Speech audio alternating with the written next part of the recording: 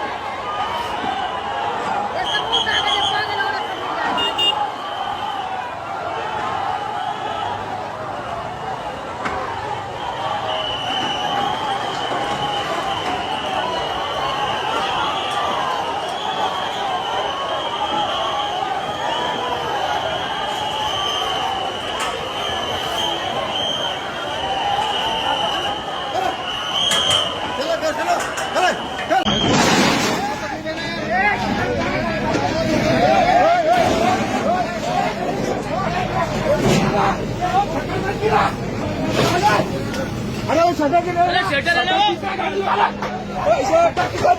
का भी लो आप, शटर के को कितने लो?